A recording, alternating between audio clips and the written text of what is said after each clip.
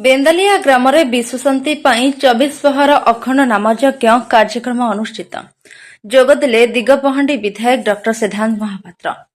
बेंदालिया ग्राम 24 प्रहर अखंड नामयज्ञ कार्यक्रम चली आसुथिबा बेले आज संध्या 7:30 समय दिगपहांडी विधायक डॉ सिद्धांत महापात्र जोग देइथिले। गंजाम जिला कुकुड़ाखंडी ब्लॉक अंतर्गत लाठी पंचायत बेंदालिया ग्रामर दास साहि चलता 24 प्रहर अखंड नामयज्ञ कार्यक्रम जोगदेले दिगपहांडी विधायक डॉ सिद्धांत महापात्र। 7/5/2025 ठाରୁ आरंभ होई 11/5/2025 पर्यंत ଏହି କାର୍ଯ୍ୟକ୍ରମରେ ପ୍ରତ୍ୟେକ ଦିନ 24 ପ୍ରହର ଅଖଣ୍ଡ ନାମଯଜ୍ଞ ଲାଗି ରହିଥିବା ବେଳେ ଏହି ଗ୍ରାମବାସୀଙ୍କ ସହଯୋଗରେ ଏହି ଅଞ୍ଚଳରେ ଭକ୍ତିମୟ ପରିବେଶ ସାଙ୍ଗକୁ ବିଭିନ୍ନ ପ୍ରକାର ସାଂସ୍କୃତିକ କାର୍ଯ୍ୟକ୍ରମର ଆୟୋଜନ କରାଯାଇଛି। ଏହି କାର୍ଯ୍ୟକ୍ରମରେ ମୁଖ୍ୟ ଅତିଥି ଭାବେ ଦିଗପହାଣ୍ଡି ବିଧାୟକ ଡ ସିଦ୍ଧାନ୍ତ ମହାପାତ୍ର ଯୋଗ ଦେଇଥିବା ବେଳେ ମହୁଡ଼ା ପଞ୍ଚାୟତ ସମିତି ସଭ୍ୟ ଶ୍ରୀ ଯତୀନ୍ଦ୍ର ପାତ୍ର, କୁକୁଡ଼ାଖଣ୍ଡି ଭାଇସ୍ ଚେୟାରମ୍ୟାନ୍ ବିଷ୍ଣୁପ୍ରିୟା ବେହେରା, ଲାଠି ସରପଞ୍ଚ ରାଧାମୋହନ ସେଠୀ, ବିଜେପି ମଣ୍ଡଳ କାର୍ଯ୍ୟକର୍ତ୍ତା ଚନ୍ଦନ ସେଠୀ, ଜଗନ୍ନାଥ ବେହେରା, ଟିଟୁ ସେଠୀ, ନିରଞ୍ଜନ ସାହୁ ସମେତ ଗ୍ରାମବାସୀ ବନ୍ଧୁ ଉପସ୍ଥିତ ରହିଥିଲେ। କୁକୁଡ଼ାଖଣ୍ଡିରୁ ଜିଲ୍ଲା ପ୍ରତିନିଧି କୃଷ୍ଣଚନ୍ଦ୍ର ସମନ୍ତ୍ରୀଙ୍କ ରିପୋର୍ଟ, ଚକ୍ରବ୍ୟୁହ ନ୍ୟୁଜ୍। আমি আজি বেন্দালিয়া গ্রামକୁ ଆସିଛୁ ଯେଉଁଥିରେ ଆମର ଭାରତରତ୍ନ ଅଧ୍ୟକ୍ଷ ମହୋଦୟ, ସରପଞ୍ଚ, ଆମର ମହୁଡ଼ାର ଯେ ସମିତି ସଭ୍ୟ ଯତୀନ୍ଦ୍ର ଭାଇ, ଭାଇନା ସମସ୍ତେ ଆସିଛେ ଆଜି ଜାଗାରେ। ଏଇଠି ଆଜି ଆମର 24 ପ୍ରହର ନାମ ଯଜ୍ଞର ଆୟୋଜନ କରାହେଇଛି। ଗତକାଲି ତାର ଆରମ୍ଭ ହେଇଛି ଏବଂ 11 ତାରିଖ ଦିନ ତାର ସମାପନ ହେବ। ଏବଂ ପ୍ରତ୍ୟେକ 2 ବର୍ଷରେ ଏମିତି ହୁଏ, 2 ବର୍ଷ ସେମିତି ଆମର ତିଥି ଅନୁସାରେ ବା 2 ବର୍ଷ ଥରେ ହେବା କଥା ସେ ଅନୁସାରେ ଏଇଠିକି ଆୟୋଜନ କରାଯାଉଛି।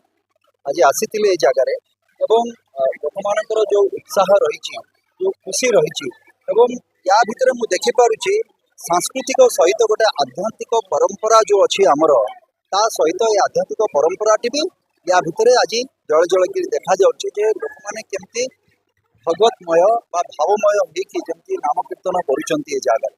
ତା ସହିତ କିଛି ଲୋକମାନଙ୍କର ସମସ୍ୟାର କଥା ବି ଏ ଜାଗାରେ ଆସିଛି, କିଛି ଡିମାଣ୍ଡ ଅଛି ସେମାନଙ୍କର। ଖୁସି ଲାଗିଲା ମୋତେ ଯେ ଆମର ଏଇ ସାହି ଭିତରେ ବେନ୍ଦାଳିଆରେ ସେମାନେ ଡିମାଣ୍ଡ ତା ଭିତରେ ଗୋଟେ ଅଛି, ଛୁଆମାନଙ୍କର ପାଠ ପଢ଼ିବା ପାଇଁ ଗୋଟେ ଅସମ୍ପୂର୍ଣ୍ଣ ଗୋଟେ ଘରଟେ ପାଠାଗାର ରଖିଛନ୍ତି, ସେଇଟା ଟିକେ ସମ୍ପୂର୍ଣ୍ଣ କରିଦେବେ। ଏବଂ ସବୁଠୁ ଖୁସି ଲାଗୁଛି ସେଇ ଜିନିଷ ଯେ ଛୁଆମାନଙ୍କର ପାଠ ପଢ଼ିବା ପାଇଁ ସେମାନେ ଚିନ୍ତିତ। ଆଉ ନିଶ୍ଚିତ ଭାବରେ ଆମେ ସମସ୍ତେ ମିଳିତ ଉଦ୍ୟମରେ ଏ କାର୍ଯ୍ୟକୁ ବି ଆମେ ସମାପନ କରିବୁ ଏବଂ ଅତି ଶୀଘ୍ର ଆମେ ତାକୁ ସମାପନ କରିବୁ। ସାର୍, ଦ୍ୱିତୀୟ ଥର ଯେହେତୁ ମାନ୍ୟବର ମୁଖ୍ୟମନ୍ତ୍ରୀ ତରାତନି ଗସ୍ତକୁ ଆସିଥିଲେ, କେମିତି ଥିଲା କାର୍ଯ୍ୟକ୍ରମ, କ'ଣ ତାର ସେଇଟା ଥିଲା ଆମର ଗଙ୍ଗା ଦାଉଣି ତ ସେଇ ସ୍କୁଲର ଉଚ୍ଚ ପ୍ରାଥମିକ ବିଦ୍ୟାଳୟ ତାର ଶତବାର୍ଷିକୀ ପାଳନ ଅବସରରେ ଆଜି ମାନ୍ୟବର ମୁଖ୍ୟମନ୍ତ୍ରୀ ଗଞ୍ଜାମକୁ ପୁଣି ଥରେ ଗସ୍ତ କରିଥିଲେ। କିଛି ଦିନ ପୂର୍ବରୁ ଚିକିଟିକୁ ଆସିଥିଲେ।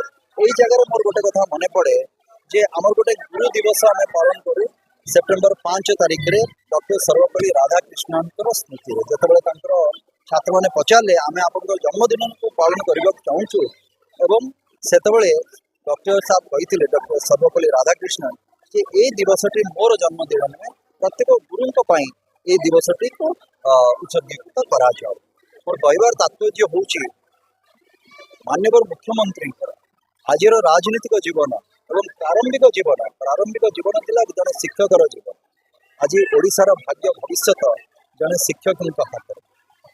ତେଣୁକରି ମୋର ଆଶା ବିଶ୍ୱାସ ଯେ ନିଶ୍ଚିତ ଭାବରେ ଯେହେତୁ ଜଣେ ଶିକ୍ଷକଙ୍କ ହାତରେ ଆଜି ଓଡ଼ିଶାର ନିର୍ମାଣର ଦାୟିତ୍ୱ ଦିଆଯାଇଛି ଆଉ ଏହାର ଶତବାର୍ଷିକୀ ପରିପ୍ରେକ୍ଷୀରେ ଦୁଇଟି ଶତବାର୍ଷିକୀରେ ମାନ୍ୟବର ମୁଖ୍ୟମନ୍ତ୍ରୀ ଗଞ୍ଜାମର ଗସ୍ତ କରିଛନ୍ତି। ତା ସହିତ ଅନ୍ୟାନ୍ୟ କାର୍ଯ୍ୟକ୍ରମ ହେଇଛି। ମାଙ୍କର ଆଜି ପୀଠକୁ ଯାଇକି ସେଠି ମାନେ ପୂଜାର୍ଚ୍ଚନା ବି କରାଯାଇଛି। ଆମର ରାଜ୍ୟର କାମନା ତଥା ବିଶ୍ୱର କାମନା କରାଯାଇଛି କେମିତି ବିଶ୍ୱ ଶାନ୍ତିରେ ରହୁ ଏବଂ ସେଇ ହିସାବରେ ଆଜି ଖୁସି ଏବଂ ଗର୍ବର କଥା ଯେ ଦୁଇ ଥର ଏଇ ଅଳ୍ପ ଅବଧି ଭିତରେ ଦୁଇ ଥର ମାନ୍ୟବର ମୁଖ୍ୟମନ୍ତ୍ରୀ ଆସିଛନ୍ତି ଏବଂ ଅତି ଶୀଘ୍ର ଆମେ ଗୋଟେ ଆମର ବି ଆମେ ଯୋଜନା କରୁଛେ ଯେ ଆମର ଦିଗପହଣ୍ଡି ନିର୍ବାଚନ ମଣ୍ଡଳୀକୁ ବି ଆମେ ମାନ୍ୟବର ମୁଖ୍ୟମନ୍ତ୍ରୀଙ୍କୁ ଆମେ ଅନୁରୋଧ କରିବା ଆସିବେ। ସେ ଅନୁରୋଧ କରିବା ପରେ ସେ କଥା ବି ଦେଇଛନ୍ତି ଆଉ ନିଶ୍ଚିତ ଭାବରେ ଦିଗପହଣ୍ଡି ନିର୍ବାଚନ ମଣ୍ଡଳୀକୁ ବି ମୁଁ ଆସିବି। ସାର୍, ଅପରେସନ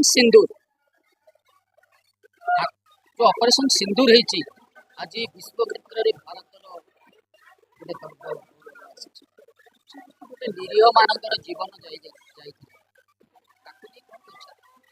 देखो ये बहुत संवेदनशील विषय है जो कथा पहलगाम रे होता से कथा आम के भूल पार खाली पहलगाम जदि आप कारगिल कथा देखा केते केते काश्मीर केते भारतीय जवान जीवन जाइए जो मैंने शहीद होती एमती कहबानी जे खाली भारतीय जवान भी होती कश्मीरी लोक मानकर भी होती आगुरी जो देखिए से कश्मीरी पंडित मानकर भी होती निश्चित भाव में कौटी ना कौटी भारतर जो भारतवासी हो भारत सरकार जो क्षोभ रही जो प्रतिक्रिया रही निश्चित भाव में यहाँ तो स्वाभाविक जिन आम कहीपरानी जे हेनी कह कहीं ये एक पाखिया गोटे प्रकार ये भारतवासी भारत माँ उपरे ये आक्रमण जो निरीह लोकर जीवन जाइए तो ये भारतर माटी उपरे भारत माँ उपरे आक्रमण हो निश्चित भाव तार प्रत्युत्तर में निश्चित भाव में दिज्व भारत के बसबनी जदि तुम माँ उपरे